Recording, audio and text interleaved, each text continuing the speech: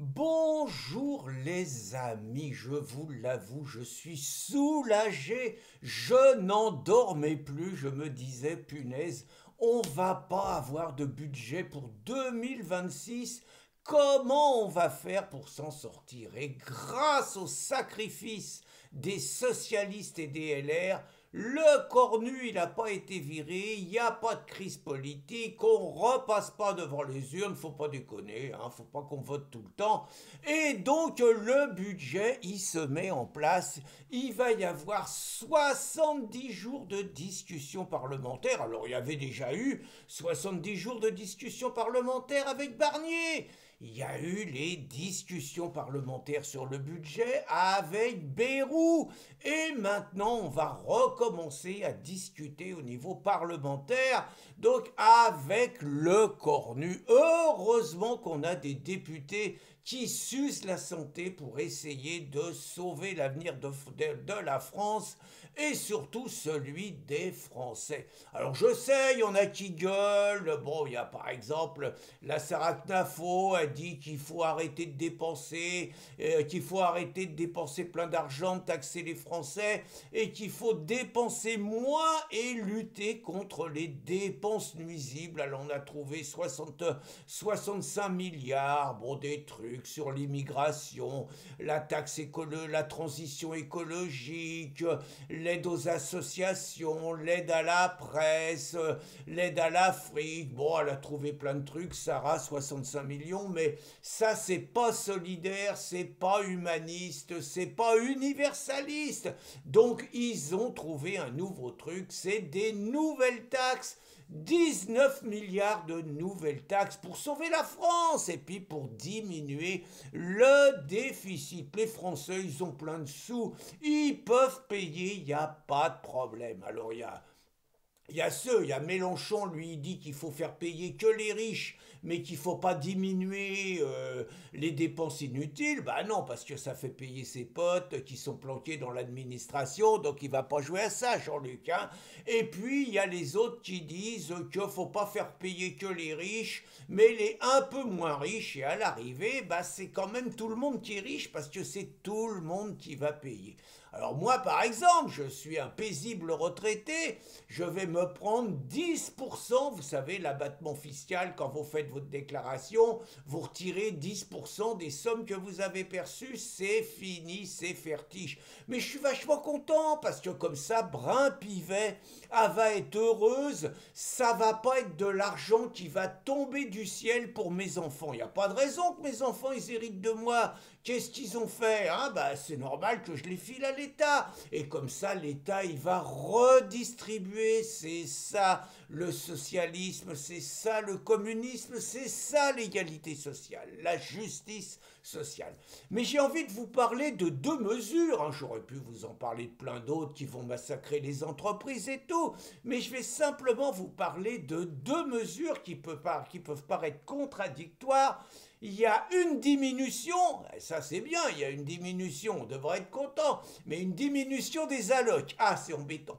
Et il y a une augmentation, et c'est une augmentation de la taxe poubelle. Je vais vous commenter ces deux innovations dans le budget 2026. Alors, vous avez tous lu comme moi que c'est une catastrophe et que c'est la première fois depuis 1945 que les Français y font moins d'enfants qu'il y a de morts. Donc, première fois quand même. Hein. Et pourtant, on a l'apport de l'immigration. 30% des naissances, c'est des naissances qui ont un parent venu d'un autre continent que l'Europe. Autrement dit, la plupart du temps, l'Afrique. Et donc, malgré ces 30% de naissances africaines, les Français, ils ont fait moins d'enfants en 2025 qu'il y en a qui ont cassé leur pipe. En gros, en 2024. Hein.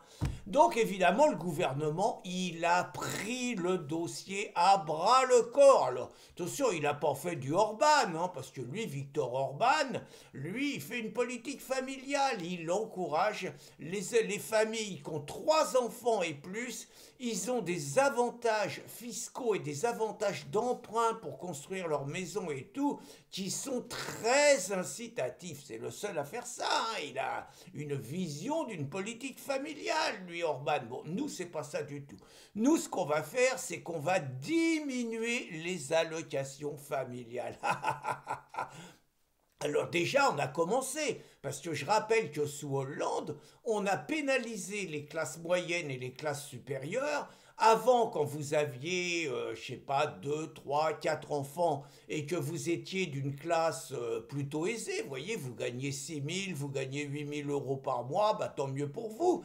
Vous aviez un bénéfice plus important de la réduction des parts, c'est-à-dire que si vous aviez 4 enfants, bah vous aviez, je sais pas, je vais dire 5 parts, et les 5 parts, et bah c'est clair que ça vous faisait diminuer l'assiette de l'impôt de manière spectaculaire. Et bah Hollande, qui est pour taxer les riches, il a décidé de plafonner cette réduction. Pour vous dire n'importe quoi, auparavant, avec 4 gosses et 8 000 € par mois, ça pouvait vous faire, je sais pas, 15 000 € de diminution d'impôt, je donne un chiffre comme ça. Et ben avec Hollande, ça faisait plus que 5 000 €. Je donne des chiffres, je ne les ai pas approfondis, mais pour que vous compreniez bien. Et bien évidemment, ça frappait que les Français des classes moyennes et supérieures, et pendant ce temps-là, les allocations familiales continuaient avec le système qu'il y a à avantager les familles nombreuses, on va dire, qui ne travaillent pas, qui sont plutôt dans une situation sociale moins avantageuse. Autrement dit, la plupart du temps, ceux qui font beaucoup d'enfants en ayant peu de revenus, ce sont les immigrés et les musulmans. J'ai dit la plupart du temps, pas tout le temps, et c'était donc eux les principaux gagnants de la mesure. Alors là, ils n'ont pas fait ça. Mais ils ont décidé, quand vous touchez des allocations familiales, normalement elles sont revalorisées quand votre enfant a 14 ans, parce qu'on estime qu'à 14 ans, il y a des frais nouveaux, vous rentrez au lycée, tout ça, et que c'est des frais supérieurs à ce que vous avez avant les 14 ans. Eh ben c'est terminé, ça va passer à 18 ans, et ça va faire gagner 200 millions d'économies. Donc 200 millions d'économies pour le régime, bon, ça va peut-être faire 2500 € d'impôts pour certains foyers et tout, mais les Français, ils ont les moyens, puis il faut sauver la France, et ça va leur donner vachement envie, une mesure comme ça, de faire encore plus d'enfants en 2025 et en 2026. Donc, super mesure. Et l'autre, alors là, c'est une augmentation de la taxe des ordures ménagères. Alors, je sais que vous faites partie des gens qui vont poser des questions bêtes, qui vont dire mais je comprends pas, avant on mettait tout dans la même poubelle et tout, et puis il y avait des chaînes de tri et ça marchait très bien et ça coûtait pas cher. Maintenant on nous fait bosser, alors en fonction des régions il y a 2 poubelles, il y a 3 poubelles, il y a 4 poubelles, c'est un vrai parcours du combattant, et plus on bosse et plus on trie nos déchets, donc normalement plus on facilite le boulot des industries d'ordures ménagères, et plus on paye cher. Alors les gens ils comprennent pas, et d'autant plus qu'on on fait vachement attention, parce que maintenant, je vous avais fait une vidéo là-dessus, vous avez des commissaires politiques écolos qui passent chez vous et qui se permettent d'ouvrir vos poubelles pour voir si vous n'avez pas fait un mauvais tri. Et ils sont sympas, les mecs, parce que première fois, ils ne vous mettent pas d'amende. Première fois, c'est un avertissement, carton jaune. Mais la deuxième fois, vous prenez 35 € d'amende. Ah oui, il faut vous apprendre. C'est comme les mecs en bagnole. Plus on leur tape dessus, moins ils roulent vite. Là, c'est pareil. Plus ils doivent faire attention. Et donc, là, ce qui va se passer, sachant que l'objectif, c'est 0 déchet. Donc, comme l'objectif, c'est 0 déchet, le moyen d'arriver à 0 déchet, c'est de matraquer fiscalement les salopards qui osent encore mettre des déchets des déchets dans leurs poubelles, quoi. Des salauds, des mauvais citoyens, des fossoyeurs de la planète.